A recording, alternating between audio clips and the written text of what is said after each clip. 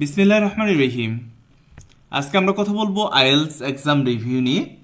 আজকের এই লেসনে কথা হবে 24 মের আইএলস এক্সামের কোশ্চেন প্যাটার্ন নিয়ে, রিডিং প্যাসেজগুলো কোথা থেকে এসেছিল এবং এগুলোর আনসার কী ছিল, এছাড়া রাইটিং টাস্ক 1 এবং 2 এর কোশ্চেনই বাকি এসেছিল সেটাও আমরা দেখব। এবং গত কয়েক মাসের আইএলস এক্সামের উপর বেস করে আমরা 14 জুনে আইএলস এক্সাম নিয়ে একটা প্রেডিকশন বা সাজেশন দেব। আপনি যদি আমার চ্যানেলে নতুন এসে থাকেন অথবা এখনও সাবস্ক্রাইব করেননি, পরবর্তী আপডেট পেতে দ্রুত সাবস্ক্রাইব করে নিন। Before going to main discussion, আপনি যদি আমার কাছে অনলাইনে 1-to-1 স্পিকিং মক টেস্ট দিতে চান, সেক্ষেত্রে নিচে হোয়াটসঅ্যাপ নাম্বারে যোগাযোগ করতে পারেন। স্পিকিং মক টেস্টের সাথে সাথে ফিডব্যাক এবং স্কোরটা পেয়ে যাবেন। কী কী ভুল করছেন সেগুলো ধরিয়ে দেওয়া হবে এবং কীভাবে ইমপ্রুভ করবেন সেটাও সাজেস্ট করা হবে।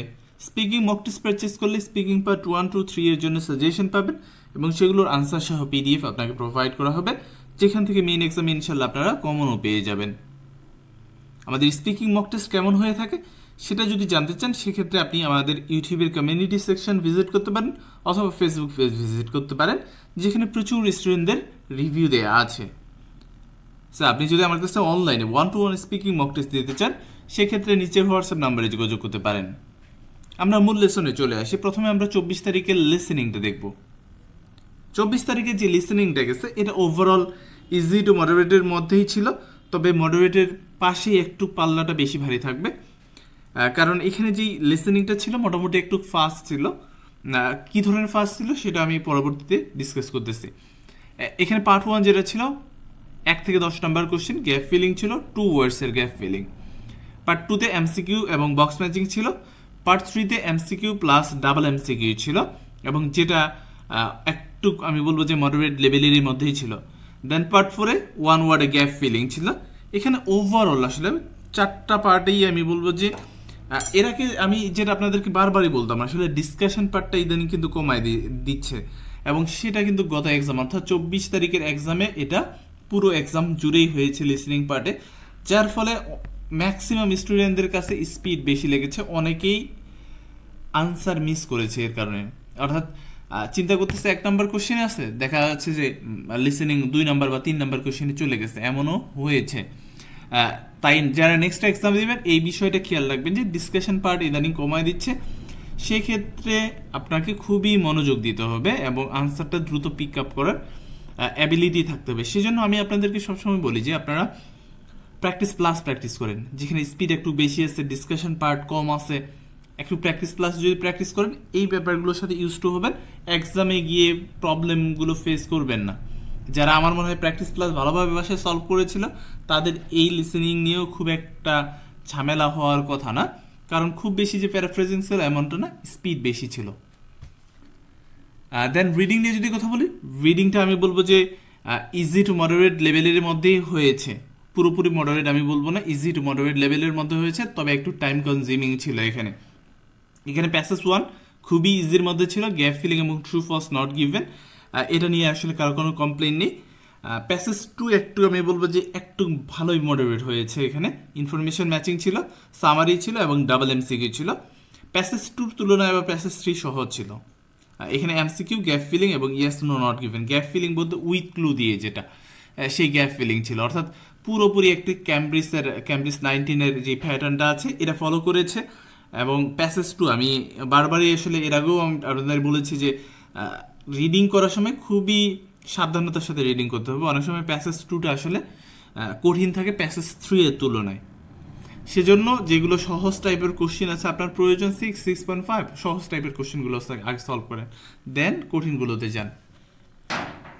দেন আমরা কথা বলবো রাইটিং টাস্ক 1 নিয়ে, এবং এটা এক্সপেক্টেড আমরা যেটা করছিলাম যে প্রেডিকশন বার এবং টেবিলের প্রেডিকশন করা ছিল, সেক্ষেত্রে বারই এসছে এবং খুব সহজ একটা মিউজিক যে রেকর্ডিং আছে এইগুলোর সেল নিয়ে একটা বার গ্রাফ এসছে।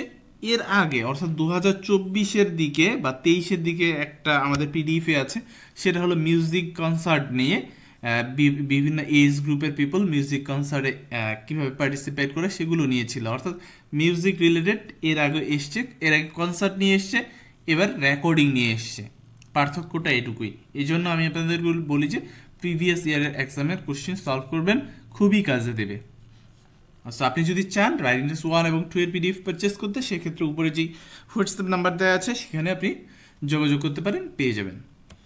দেন রাইটিং টেস্ট 2 একবারে অ্যাগ্রি ডিসঅ্যাগ্রি, যেটা আমরা গত ভিডিওতে মেনশন করেছিলাম, এবং যেদিন এক্সাম হয় অর্থাৎ 24 তারিখে 11:30টার আগে আমরা এক্স্যাক্ট টপিকটা দিয়ে দিয়েছিলাম যে বিল্ডিং নিয়ে আসবে, এবং বিল্ডিং নিয়ে এসছে গভর্নমেন্টের স্প্যান্ডিংয়ের ব্যাপারগুলো এবং ট্রেডিশনাল কালচারাল ব্যাপারগুলো নিয়ে, এবং ইজি ছিল, মোটামুটি কয়েকটা কোশ্চেন দেওয়া হয়েছিল, সেই কোশ্চেনের কাছাকাছি লেভেলের কোশ্চেন এক্সামে এসেছিল। সো যদি আপনি এগুলোর সাথে কানেক্টেড থাকতে চান, সেক্ষেত্রে আমাদের টেলিগ্রাম গ্রুপে যুক্ত হতে পারেন। আমি টেলিগ্রামের লিঙ্কটা কমেন্ট সেকশনে দিয়ে দিচ্ছি, সেখান থেকে টেলিগ্রামে অ্যাড হয়ে থাকতে পারেন, যেখানে প্রচুর লিসেনিং এবং ফুল টেস্টেড পিডিএফ এবং অডিও দেওয়া আছে, সেগুলো সেখান থেকে সলভ করে নিতে পারেন। দেন আমরা 14 তারিখের প্রেডিকশন নিয়ে কথা বলবো। ওভারঅল আসলে 7 তারিখের প্রেডিকশন নিয়ে কথা বলতেছি না এই জন্যই যে 7 তারিখে এক্সামটা হওয়ার পসিবিলিটি আমার মনে হয় যে খুবই কম। এটা পোস্টপোন হতে পারে, কারণ সেদিন ঈদ হওয়ার একটা হাই চান্স আছে, অথবা ঈদের পরের দিন এই টাইমে ফ্রেমে আসলে এক্সাম হয় না।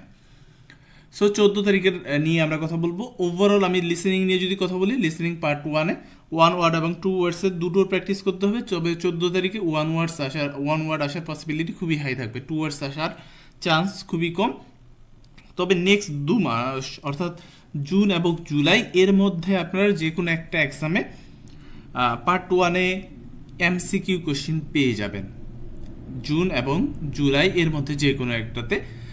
সেজন্য এমসিকিউ যারা জুন এবং জুলাইয়ের মধ্যে প্রিপারেশন নেবেন, পার্ট 1-এও এমসিকিউর একটু প্র্যাকটিসটা করে রাখবেন। এগুলো এমসিকিউর পার্ট 1-এ প্র্যাকটিসটা আসলে প্র্যাকটিস প্লাসে পাওয়া যায়, সেখান থেকে সলভ করতে পারেন আপনারা। সো যেটা বলছিলাম যে 14 তারিখে পার্ট 1-এ আপনারা 1 ওয়ার্ডে ইনশাল্লাহ পেয়ে যাবেন। পার্ট 2-এর ক্ষেত্রে ডাবল এমসিকিউ এবং ম্যাপ কোনো স্কিপ করার সুযোগ নেই, এখানে দুটোই আপনাদেরকে প্র্যাকটিস করতে হবে। এবং ম্যাপের ক্ষেত্রে আমি বলবো যে ডায়াগ্রামটা একটু প্র্যাকটিস করতে হবে। ম্যাপের যেটা বেসিক ম্যাপ করি, এর পাশাপাশি ম্যাপ ডায়াগ্রাম অনেক সময় আসে, সো সেই ডায়াগ্রামটা একটু প্র্যাকটিস করে রাখবেন। আর পার্ট 3-এর ক্ষেত্রে অবশ্যই বক্স ম্যাচিং তো পাবেনই, এবং পাশাপাশি এমসিকিউ, প্লেন এমসিকিউ তাও দেখতেই হবে।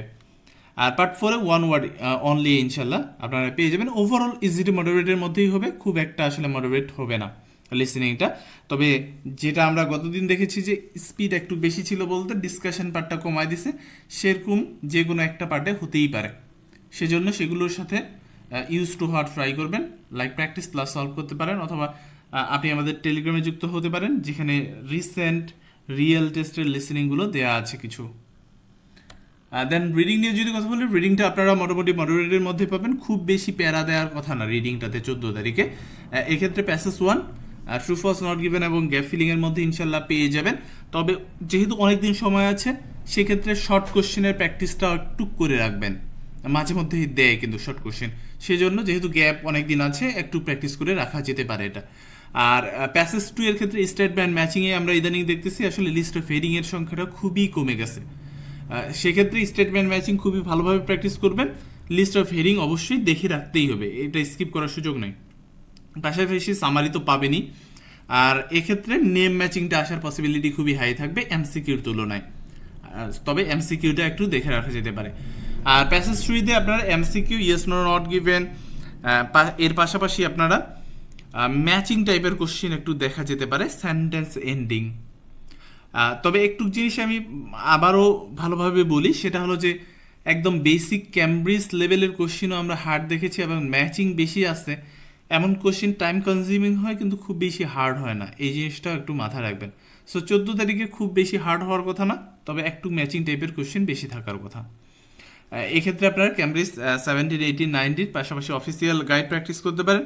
আর আপনি আমাদের টেলিগ্রামে যুক্ত হলে 14 তারিখের আগে মোটামুটি 3টা মতো ফুল রিডিং টেস্ট দিতে পারেন, এবং সেই রিডিং টেস্টের কোশ্চেন প্যাটার্নের আদলেই আপনারা 14 তারিখের রিডিংটা পেয়ে যাবেন।